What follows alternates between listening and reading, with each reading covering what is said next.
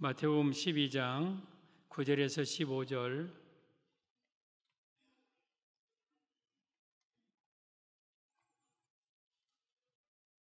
같이 말씀 받겠습니다. 시작.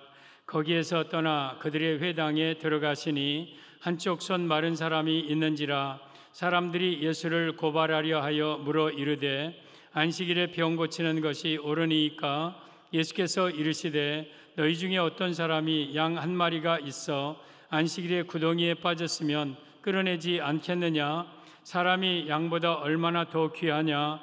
그러므로 안식일에 선을 행하는 것이 옳으니라 하시고 이에 그 사람에게 이르시되 손을 내밀라 하시니 그가 내밀매 다른 손과 같이 회복되어 성하더라.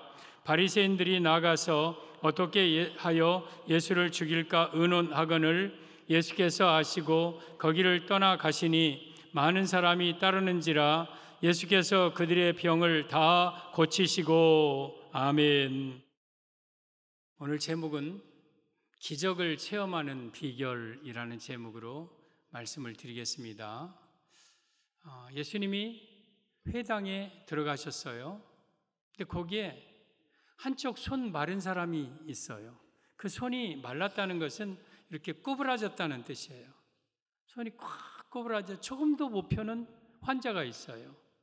그러니까 서기관과 바리새인들이 그날이 안식일인데 혹시 예수가 저 손 마른 사람을 고치지 않을까 그런 생각을 해요. 그러다가 예수님을 고발하려고 안식일법으로 고발하려고 질문을 합니다. 선생님, 안식일에 병 고치는 것이 옳습니까? 옳지 않습니까? 그래요. 그러니까 예수님이 너희 어떤 사람이 양 한 마리가 있는데 그 양이 구덩이에 빠졌다. 그날이 안식일이다. 그런데 건지지 않겠느냐? 사람이 양보다 귀하니라. 안식일에 선을 행하는 것이 옳으니라 하고 그 사람을 가운데 일어서라고 합니다. 일어나시오. 그리고 그 손을 내밀어 하자 이 사람이 한 번도 펴본 적이 없는 이 손을 내밉니다. 그러니까 이 손이 깨끗하게 회복되어서 외손과 같이 건강해집니다. 그러자 그 모습을 보고 회당에 있는 사람들이 막 기적이다 막 놀랍다 박수치면서 하나님께 영광을 돌렸습니다. 오늘 본문의 내용입니다. 오늘 이 본문을 통해서 기적을 체험하는 비결을 말씀드릴 텐데 오늘 여기에 손 마른 사람이 고침받은 것은 2000년 전에 한 회당에서 일어난 단순한 단회적인 사건이 아니에요. 오늘 우리에게도 이 동일한 사건이, 이런 동일한 기적들이 우리에게도 체험되어져야 되는 겁니다. 그러면 어떻게 하면 우리가 기적을 체험할 수 있을까? 기적 체험의 비결을 세 가지로 말씀드리겠습니다. 첫째, 한쪽 손 마른 사람이 있었습니다. 10절에 보면 한쪽 손 마른 사람이 있는지라 사람들이 예수를 고발하려 하여 물어 이르되 안식일에 병 고치는 것이 옳으니까? 지금 한쪽 손 마른 사람이 있었다. 이 사람은, 이 의미는 모든 사람은 고통스러운 문제들을 가지고 살아감을 의미합니다. 모든 사람은 이런 고통스러운 아픔을 가지고 살아가는 거예요. 여러분, 한쪽 손 마른 사람만 고통이 있는 게 아니라 이 땅에 살아가는 모든 사람들은 다 이런 아픔과 고통을 가지고 사는 거예요. 손이 말랐다. 이 누가복음 6장 6절에 오면 오른손이라고 그래서 오른손. 오른손과 왼손과 별반 다른 바 없겠지만 그래도 오른손은 주로 쓰는 손이에요. 그 손이 꼬부라져 있으니까 얼마나 불편합니까? 그리고 사람들은 그 사람을 놀리고 병신이라고 하고 막 얼마나 이 문제가 이에게는 아픔입니까? 정상적으로 활동도 못하고 이런 아픔을 이가 가지고 있었던 거예요. 이것은 모든 인간들이 이런 아픔을 가지고 있다는 뜻이에요. 어쩌면 내 모습의 내 모습, 여러분의 모습이에요. 이 아픔은 어른들만 있는 게 아니라 어린아이들도 이런 아픔들을 가지고 살아가고 있어요. 이 땅의 모든 사람들이 어쩌면 이 아픔으로 신음하면서 살고 있는 게 이 세상의 사람들의 모습이에요. 두 가지 아픔이 있어요. 하나는 삶의 문제를 가지고 어렵게 살아요. 어떤 사람은 돈 때문에, 어떤 사람은 부부관계, 자녀 문제, 또한 사업장 문제, 친구 우정, 관계, 또한 인간관계, 여러 가지 각종, 또한 이런 또 질병, 아픔, 이런 아픔을 가지고 끓이고 사는 게 우리 인생이에요. 그리고 또 하나는 죄의 아픔을 가지고 살고요. 우리 모든 인간들은 죄에 눌려서 그 죄로 인해서 고통당하며 허덕이면서 살다가 지옥에 갈 수밖에 없는 것이 우리 인생. 그래서 한쪽 손 마른 이 사람은 바로 여러분 모든 인류의 아픔과 고통을 가지고 있는 그러한 모습을 보여주고 있는 거예요. 여러분, 사람들이요, 저 사람은 부자고 저 사람은 직장도 좋고 자녀도 잘 되고 그랬으니까 저 사람만큼은 아픔이 없을 거야, 그렇게 생각하고 막상 그 사람의 현실을 돌아보면 그 속에도 말할 수 없는 아픔들을 가지고 사는 게 인생이에요. 여기 한 사람도 예외가 없어요. 열왕기하 5장에 오면 나만 장군이 있어요. 아람 왕의, 아람 나라의 군대 장관, 굉장히 큰 권세 있는 그런 장관이에요. 그러니까 사람들이 다 부러워하죠. 야, 저 사람 어떻게 군대 장관 됐을까? 어떻게 저런 화려한, 얼마나 큰 능력, 엄청난 그런 힘, 권세. 근데 그 사람은 나병 환자였어요. 문둥병 환자였어요. 겉으로는 화려하게 보이지만 그 속에는 썩어 문드러져가는 냄새, 피고름, 살이 썩는 그런 아픔을 가지고 있는 게 나만 장군의 모습이에요. 어쩌면 이 모습이 바로 우리의 모습들이 아닙니까? 사람들은 멋있게 그럴듯하게 사는 것 같지만 내면의 세계를 보면 모두 다 이런 아픔을 가지고 눈물 짓고 살고 있는 것, 이게 바로 인생의 모습이에요. 11절에 오면 예수님이 어떤 사람이 양 한 마리가 있는데 구덩이에 빠졌다고 그랬어요. 여기에 구덩이에 빠진 양은 양을 가리키는 게 아니죠. 우리 사람을 가리키고 우리 성도를 가리키는 거죠.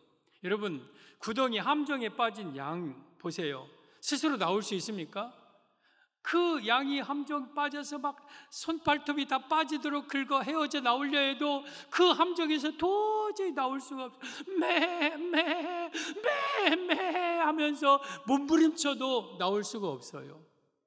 결국에는 맹수에게 잡혀 먹든지 굶어 죽든지 말라 비틀어져 죽든지, 그게 함정 속에 빠진 양의 모습이에요. 여러분, 여기에 이 혈루증 걸린 혈루증이 아니라 이 손 마른 이 사람이 얼마나 나으려고 몸부림쳤겠습니까? 별거 다 해봤을 거 아닙니까? 병원도 가보고 좋다는 거 다 써보고 우리나라로만 무당에게 가서도 찾아보고 별 방법을 써도 안 되는 거예요. 마치 양이 함정에 빠져서 별 방법을 써도 그 함정 속에서 빠져나올 수 없듯이 우리 인간은 여러 가지 죄와 여러 가지 각종의 고통 속에서 신음하며 고통당하면서 사는 것을 이 한쪽 손 마른 사람으로 보여주고 있는 거예요. 이게 바로 우리의 모습이에요. 히브리서 12장 1절에 오면 이러므로 우리에게 구름같이 둘러싼 허다한 증인들이 있으니 모든 무거운 것과 얽매이기 쉬운 죄를 벗어버리고 인내로서 우리 앞에 당한 경주를 하며, 저 두 가지가 나오는데 하나는 모든 무거운 것, 또한 하나는 얽매이기 쉬운 죄. 어쩌면 죄의 결과이죠. 사람들은요 모두 무거운 짐을 지고 있어요. 각종 고난을 가지고 살고 있어요. 게다가 죄에 얽매이기 쉬운 죄로 인하여서 꽁꽁 묶여서 죄의 사슬에 끌려서 지옥 가는 인생이 바로 우리 인생이에요. 이것이 바로 우리 인간의 모습이에요. 여기에는 어린아이고 어른이고 부자고 가난한 자고 또한 배운 자고 못 배운 자고 관계없이 하나같이 다 이런 사람의 모습으로 우리 인생은 살고 있다는 것, 이게 바로 한쪽 손 마른 사람을 통해서 보여주고 있는 내용입니다. 기적 체험의 비결 둘째, 회당에 있었습니다. 9절 10절 보면 거기에서 떠나 그들의 회당에 들어가시니 한쪽 손 마른 사람이 있는지라 사람들이 예수를 고발하려 하여 물어 이르되 안식일에 병 고치는 것이 옳으니까. 지금 이 한쪽 손 마른 사람이 어디에 왔냐면 회당에 왔어요. 회당에. 이 말씀의 의미는 기적 체험의 비결 둘째, 문제를 들고 교회에 나와야 함을 의미합니다. 여기에 회당은요 오늘날로 말하면 교회와 같은 거예요. 이 한쪽 손 마른 사람이 교회에 이 회당에 오면 고침받을 거라는 믿음이 생겼어요. 회당에 오면 거기에서 위로받을 것이라고, 회당에 오면 거기서 예수님을 만나 고칠 수 있겠다는 희망을 가지고 그 아픈 몸을 이끌고 회당에 온 거예요. 회당에 온 거예요. 그런데 그 회당에 예수님이 오셨어요. 여러분, 이 교회는요, 예수님이 계신 곳이에요. 이건 하나님의 집이에요. 여러분들이 교회에 나온 것은 사람 만나러 오는 게 아니라, 사람 보러 오는 게 아니라 예수님을 만나러 오는 거예요. 그래서 우리는 지금 문제를 들고 사람 앞에 내놓고 이 문제를 해결하려고 하는 게 아니라 교회에 나와서 예수님 앞에 내어놓고 이 문제를 해결받아야 된다는 거. 그래서 교회는 예수님이 계신 곳, 교회에 나왔다는 것은 사람 앞에 나오는 것이 아니라 예수님 앞에 나오는 것이에요. 여러분, 어떤 문제든지 주님 앞에 들고 나오면 해결받는데, 특별히 여러분 이 교회의 문제를 들고 와서 해결받는 경우가 많이, 예수님은 이 회당에서, 성전에서 병 고치고 귀신 쫓아주고 어려운 자들 고쳐준 사용이 많이 있어요. 누가복음 13장에 오면 18년 동안 귀신 들려 꼬부라져 조금도 펴지 못하는 한 여자가 있었어요. 무려 18년 동안 귀신 들려 몸이 막 뒤틀리고 막 꼬아지고 그런 여인, 이 여인이 성전에 있었어요. 성전에. 그러자 예수님께서 그 귀신 들린 그 여자 귀신을 쫓아내고 그 병을 건강하게 만듭니다. 성전에 많은 사건이 있어요. 여러분, 요한복음 8장에 오면 가늠하다가 현장에 잡힌 여인이 있어요. 사람들이 그를 끌고 성전에 왔어요. 성전에 예수님 계셨어요. 예수님 앞에 패대기 치면서 율법에는 이런 여자를 돌로 치라 했는데 당신은 어떻겠습니까? 하면서 예수님께서 너희 중에 죄 없는 자가 이 여자를 돌로 치라 하면서 그 여자를 그 죽을 죄에서 건져줍니다. 그러면서 나도 너를 정죄하지 아니하노니 가서 다시는 그 간음죄 저지르지 말라 하면서 그 여인을 살려줍니다. 이것도 바로 교회예요. 여러분, 이 교회는요, 내가 삶의 모든 문제를 해결받을 수 있는 곳이고, 내 죄의 문제를 해결받아 내가 죄 가운데서 구원받을 수 있는 장소이고, 그래서 우리는 삶의 모든 문제, 죄의 문제를 들고 이 교회에 나와야 우리가 기적을 체험하는 거예요. 기적을.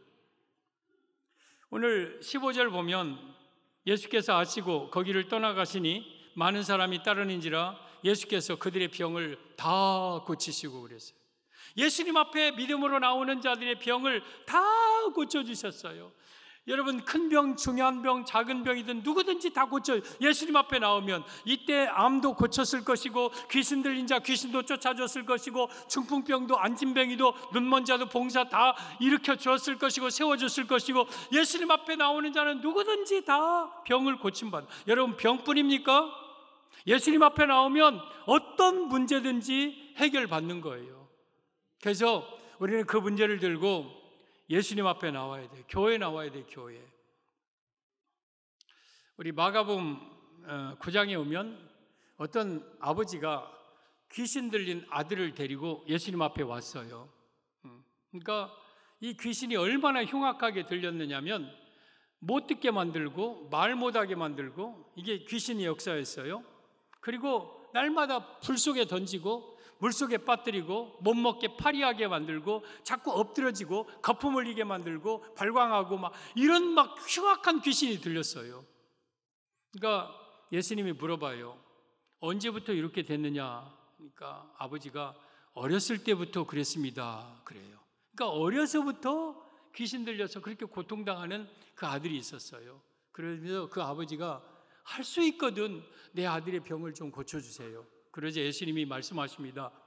할 수 있거든이 무슨 말이냐? 믿는 자에게는 능치 못할 일이 없느니라. 이 귀머거리 또한 말 못하는 이 귀신아, 그에게서 나오고 다시는 들어가지 말라. 그러자 귀신이 거기서 나와버려요. 그리고 그 아이가 쓰러져 죽은 것과 같이 돼요. 사람들이 죽었다 그러자 예수님이 손을 잡아 그를 일으키십니다. 이런 역사가 예수님 앞에 일어나는 거예요. 여러분, 예수님 앞에는 어떤 귀신도 떠나가고 어떤 문제도 해결돼요. 그러므로 여러분들이 문제를 들고 이 회당 교회에 나와서 예수님 앞에 맡겨야 삶의 문제가 해결되는 거예요. 삶의 여러 가지 고통이 다 해결받게 되는 거예요.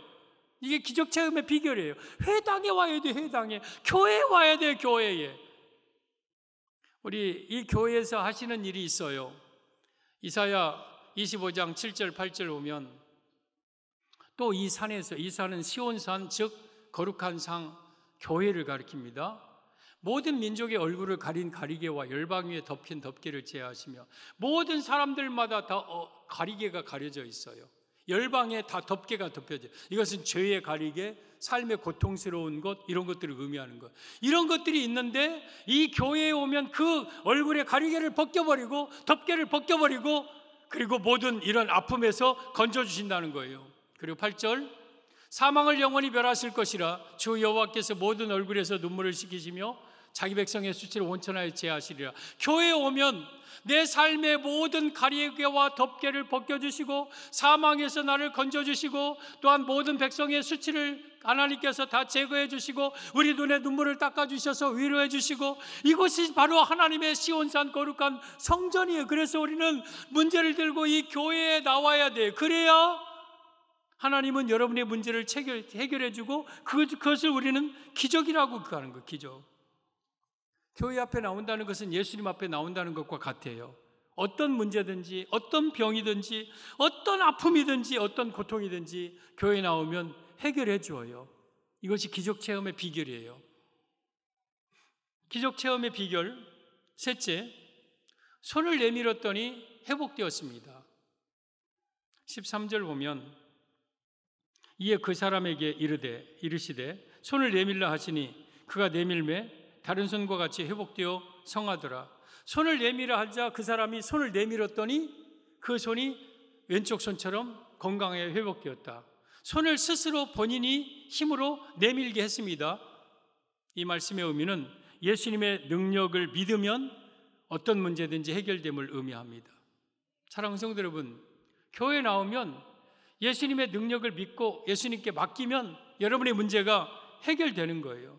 여러분, 다른 때같이 예수님께서 손 마른 자 내려가셔서 손이 말랐구나, 자 이제 내가 너를 펴준다 하면서 손을 끽 하고 딱 폈다, 야 이제 건강해졌다, 뭐 그러실 것 같은데 한가운데 일어서라고 하고 본인의 힘으로 손을 내밀라고 해요.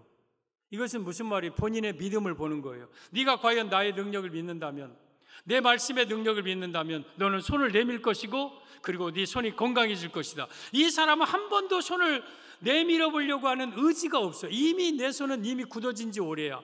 한 번도 내가 내밀어서 이것을 펴온다고 생각을 안 했어. 펼 생각조차 안 했어. 근데 예수님의 말씀에 손을 내밀어 봤더니 여러분 그 손이 깨끗하게 나왔어요. 이게 여러분 그의 믿음이었어요. 믿음. 우리가 교회에 나온다고 다 문제를 해결받고 병을 치유받고 기적 체험하는 건 아니에요. 예수님의 능력을 믿고 예수님의 말씀에 순종하여 그대로 믿음으로 여러분 나아가면 예수님은 여러분의 삶의 문제를 지금도 해결해 주시는 거예요.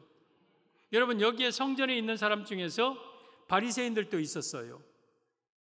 오늘 14절 보면 바리새인들이 나가서 어떻게 하여 예수를 죽일까 의논하거늘. 그 기적을 현장에 있었으면서도 이 바리새인들은 예수님의 능력을 믿지 못하고 오히려 그걸 통해서 예수님을 죽일까 의논했어요. 또 그 성전 안에는요 다른 사람들도 있었을 것입니다. 다른 사람도 병이 있었을 것입니다. 왜 그런데 그 사람들은 고침받지 못하고 이 사람이 고침받느냐? 믿음으로 우리 하나님의 능력을 믿고 나아가기 때문에 그 믿음으로 고침받고 해결받는 거예요. 사랑하는 성도 여러분, 우리가 교회에 나와서 내 문제, 내 영혼의 문제, 삶의 문제를 예수님께 믿음으로 맡기시면 그 순간 여러분의 문제는 다 해결돼요. 근데 이걸 맡기지 않으면 우리 예수님은 여러분 해결해 주지 못하는 거예요. 그러므로 하나님 앞에 나와서 내 질병의 문제, 자녀의 문제, 삶의 문제, 여러 가지 고통스러운 문제, 죄의 문제, 내 인생의 문제를 다 주님 앞에 믿음으로 맡기시기를 바랍니다. 그러면 여러분도 기적을 체험하게 될 것입니다. 나만 장군이 나병이 걸렸어요. 그래서 그 계집종을 통해서 이스라엘에 가면 당신의 병을 고칠 사람이 있다는 소리를 들어요. 그 사람이 엘리사래요. 그래서 이 나만 장군이 이제 예물을 많이 가지고 엘리사가 살고 있는 도단성의 엘리사의 집에 들어갔어요. 그래서 이제 엘리사에게 내가 나만 장군인데 이렇게 나병을 당신이 고칠 수 있다 해서 내가 먼 길을 이렇게 왔다고 고합니다. 근데 엘리사라는 선지자는 나와보지도 않고 게하시라는 자기 사원에게 요단강에 가서 7번 몸을 잠그라 합니다. 그러면 당신이 낫겠습니다. 그 말을 하는 거예요. 아니, 지금 사람을 무시해도 유분수지, 내가 1개국 장관이고 엄청난 권세를 가지고 있는데 지가 나와서 나한테 뭘 얘기를 하든지 손을 얹어서 좀 고칠 줄 알았는데 얼굴 코빼기도 안 보이고 종한테 시켜요. 그러니까 막 화가 이만큼 나서 막 씩씩거리면서 돌아가서 내가 당장 군사를 모집해서 이 이스라엘을 막 쳐들어와야 되겠다 하고 가고 있는데 부하들이 물어, 장군님, 그보다 더 어려운 일을 시켜도 할 것인데 그거 요단강에 가서 7번 몸 잠그라는 거 뭐가 그렇게 어렵습니까? 한번 해봅시다. 그 다음에 공격해도 늦지 않으니까 한번 해봅시다 그래요. 그러니까 나만 장군이 그래 알았어. 그리고 요단강에 가봐요. 아이고 세상에 요단강이요, 우리가 막 큰 이런 어떤 막 강처럼 느끼지만 사실은 이게 건기 때는 쩔쩔쩔쩔하고 뭐 때로는 흙탕물 막 그런 물이에요. 그런 물. 그러니까 자존심 상하는 거예요. 야, 내가 다메섹은 아람의 수도입니다. 다메섹에 있는 바르발강, 아마나강, 다메섹 강들은 이보다 훨씬 더 수온도 풍부하고 깨끗한 강에 차라리 들어가지. 내가 이런 조그만 강물에 냇가에 개울가에 내가 들어가겠느냐 하고 안 들어가려고 하니까 아마 또 틀림없이 그랬을 것 같아요. 또 부하들이 아이고 장군님 여기까지 왔는데 속는 셈 치고 한번 들어가 보시죠. 그러니까 못 이기는 체하고 알았다. 너희들 뒤돌아 있어. 왜냐하면 자기 몸이 험하잖아요. 하고 투구 벗어놓고 자기 갑옷 벗어놓고 보니까 막 속이 문드러져 벌써 피고름이 막 온몸이 찌들어 있어. 그리고 그 몸을 가지고 요단강에 들어가요. 1번, 2번, 3번. 근데 우리가 알듯이 상처가 있는데 물속에 들어가면 더 험상궂어지잖아요. 점점 더 몸은 흉측해지는 거예요. 그럼에도 불구하고 7번까지 들어갔다 나오니까 그의 살이 어린아이 살같이 깨끗하게 회복됩니다. 이게 열왕기하 5장에 나만이 치유받는 장면인데 여기에 겉으로는 그럴듯하지만 속에는 썩어 문드러진 나만 장군은 예수님 만나기 전에 우리 인생이에요. 여러분들이 예수님 만나기 전에 아무리 뭐 거드름 피우고 어깨에다 힘주고 대단하다 할지라도 그 속에는 죄에 썩어 문드러진 그 죄에 그리고 여러 가지 각종 아픔을 내가 일부러 숨기려 애써도 숨길 수 없는 그 속에서 터져나오는 그 냄새, 역겨운 냄새를 풍기고 살던 게 우리 인생이에요. 엘리사는 예수님을 예표합니다. 엘리사가 있는 집, 바로 교회를 가리켜요.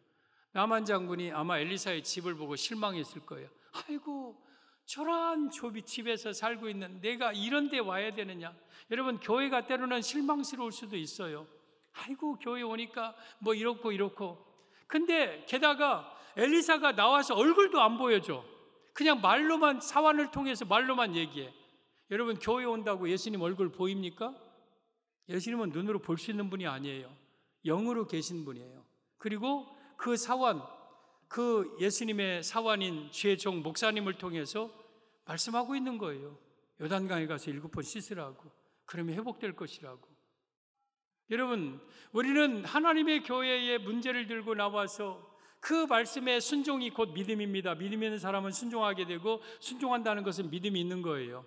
여러분, 그 말씀에 내가 믿음을 가지고 순종할 때 그 순간 깨끗하게 나의 삶의 문제는 해결되는 거예요. 그래서 우리는 문제를 들고 교회에, 하나님의 교회에 나와서 예수님이 말씀하실 때 내가 어떤 말씀이든지 그 말씀의 능력을 그대로 믿고 따라 순종하면 여러분도 기적을 체험하고 여러분들도 삶의 문제가 해결되고 문제가, 각종 고통이 사라지게 되는 거예요. 이것이 기적이에요.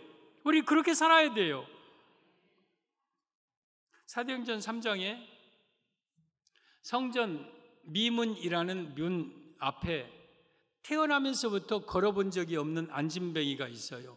그 사람의 나이가 약 40여 세 돼요. 한 40년 동안 걸어본 적이 없는, 누군가 업고 또 실어서 갖다 놓으면 거기서 하루 종일 구걸하고 사는 거지. 한 푼 줍시오, 한 푼 줍시오, 한 푼 줍시오, 한 푼 줍시오. 사람들에게 막 애걸하면서 다니면서 저녁에 돈을 몇 개, 동전 좀 더 벌었으면 좋아하고, 동전 오늘 또 조금 벌었으면 막 낙심하고, 그렇게 살고 있던 인생이 있어요. 어느 날도 똑같이 지나가는 사람에게 한 푼 주세요, 한 푼 주세요 그러고 있었어요.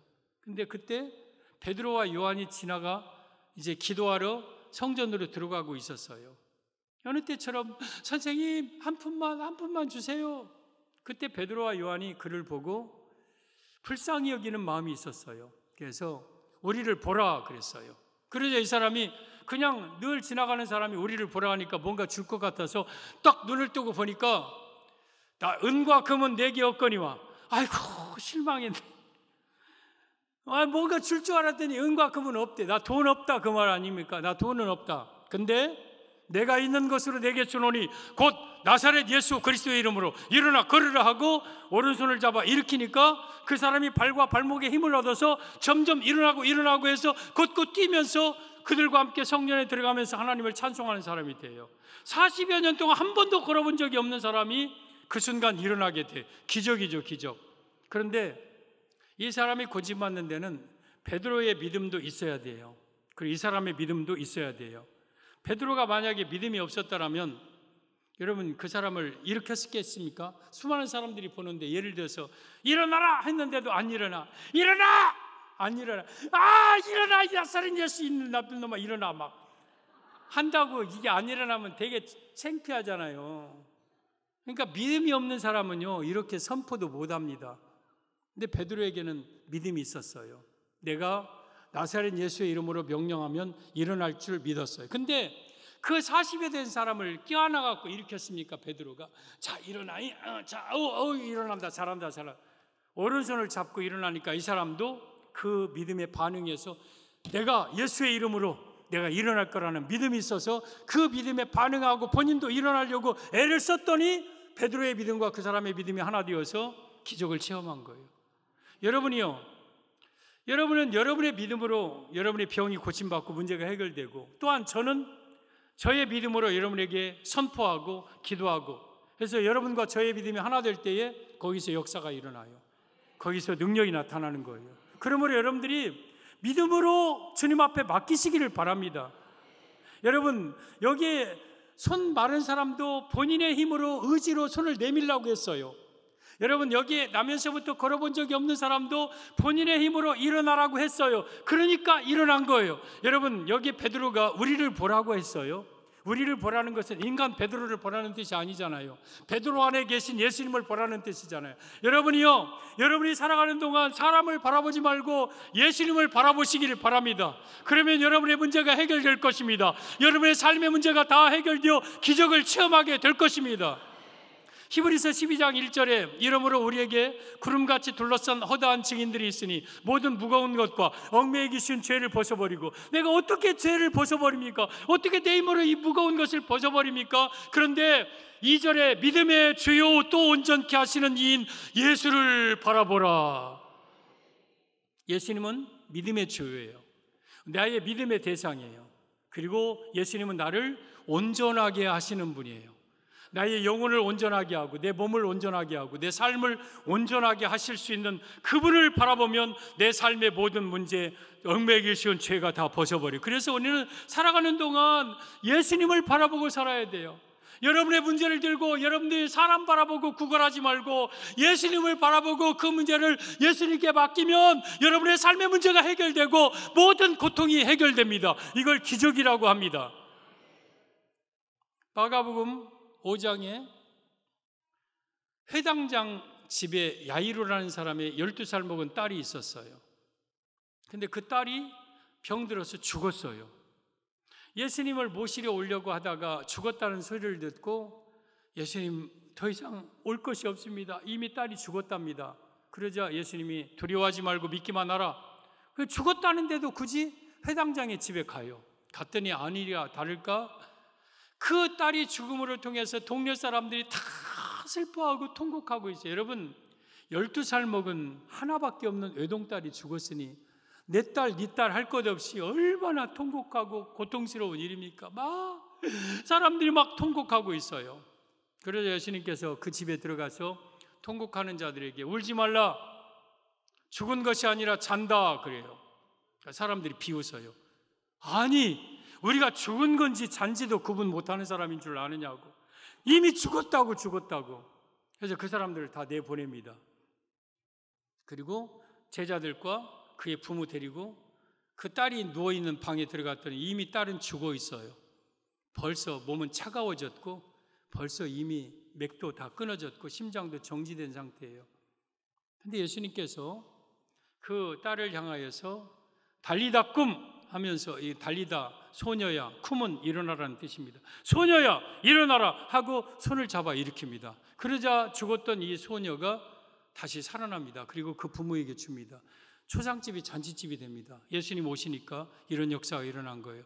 여기에 저는 뭐 많은 거 말씀드릴 수 있지만 두 가지 말씀드려요. 하나는 병 들었을 때는 예수님이 왔으면 고쳐주고 죽었을 때는 못 고칩니까? 사람들이 병 들었을 때까지는 예수님을 모시다가 죽은 이후에는 예수님 올 것 없다고 그래요. 이미 죽었다고, 상황 끝났다고. 여러분, 예수님의 능력이 제한되어 있습니까? 여러분, 어쩌면 불가능하고 삶이 이미 고정되고 끝나버릴 때에 예수님이 일하시는 거예요. 그러므로 여러분들은 아무리 절망적인 상황이라 할지라도 포기하지 마세요. 이미 그것이 고정되고 끝났다 할지라도 그때 예수님은 역사하실 때예요. 그리고 또 하나는 본문을 보면서 말씀드리겠습니다. 39절. 들어가서 그들에게 이르시되, 예수님이 회당장의 집에 들어갑니다. 우는 자들에게 너희가 어찌하여 떠들며 우느냐?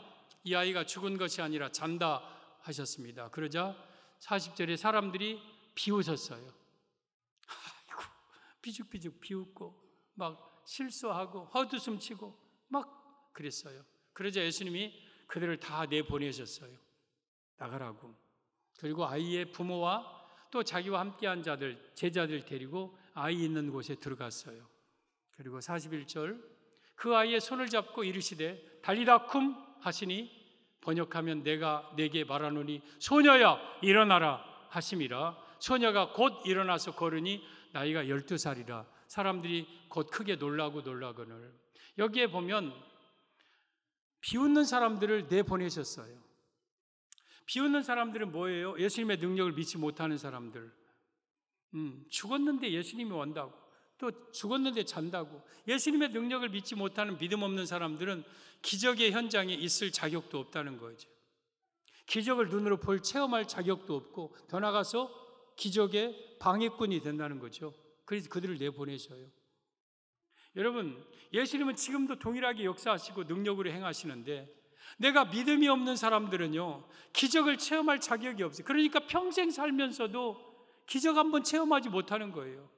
여러분, 우리가 살면서 신앙생활하면서 예수님은 나의 영혼은 구원할 뿐인지 믿지만 내 병은 병원 가서 고쳐야 되고, 내가 이런 것들은 내가 노력해야 되고, 그러면서 계산적으로 살아가고 지극히 단순한 상식적으로 사는 사람은요, 평생 신앙생활에도 기적을 체험하지 못해요. 그런데 예수님의 능력을 믿고 어떤 정말 절망적인 상황이라 할지라도 그 문제를 예수님께 내어드리고, 주님, 예수님은 이 문제 해결할 줄 믿습니다. 예수님은 이 문제 분명하게 고칠 줄 믿습니다. 나는 예수님을 믿습니다 하는 마음으로 예수님께 맡기는 자는 지금도 이런 기적이 일어나게 되는 거예요. 그래서 여러분들은 예수님을 바라보고 여러분의 삶의 모든 문제를 예수님 앞에 맡기시기를 바랍니다. 여러분이 해결하려 하지 마십시오. 내가 어떻게 이걸 펴니까? 내가 어떻게 양이 구덩이에서 스스로 나옵니까? 할 수 없는 문제예요. 근데 예수님께 맡기고 예수님의 능력을 믿으면 예수님은 순간적으로 여러분 병을 고치고 삶의 문제를 해결해 주시는 거예요. 그것을 가리켜 사람들은 기적이라고 하는 거예요. 여러분, 기적은요, 예수님을 믿는 자들에게 일어나는 현상이에요. 우리가 한편 손 마른 자는 우리 인생에 이처럼 많은 고통을 가지고 있다는 뜻입니다. 그가 그렇게 살다가 죄 가운데 죽어 지옥 갈 사람인데 그가 회당에 왔어요. 교회에 와서 예수님 만나려고 교회에 왔고, 많은 사람들이 있었지만 이 사람은 믿음으로 예수님의 말씀에 반응하여서 믿음으로 순종했더니 그 믿음대로 그가 고침받았어요. 저는 여러분들이 문제를 들고 예수님 앞에 나와서 예수님께 믿음으로 그 문제 맡기시기를 바랍니다. 어쩌면 그 순간을 지금도 기다리고 계실지 몰라요. 너는 왜 그 문제를 진짜 나에게 안 맡기느냐? 너 정말 너의 문제 나에게 맡기느냐? 네가 맡긴다고 말은 하는데 네가 해결하려고 너 지금 몸부림치고 있지는 않느냐? 반신반의하고 있지는 않느냐? 어쩌면 주님은 전폭적으로 여러분의 삶의 문제를 주님 앞에 맡기기를 기다리고 계시는지도 몰라요. 됐다 싶을 때 기적이 일어날 거예요. 됐다 싶을 때 문제가 해결될 거예요. 병이 치유될 거예요. 우리 기적을 체험하는 우리 원선 성도들 되기를 예수님의 이름으로 축복합니다.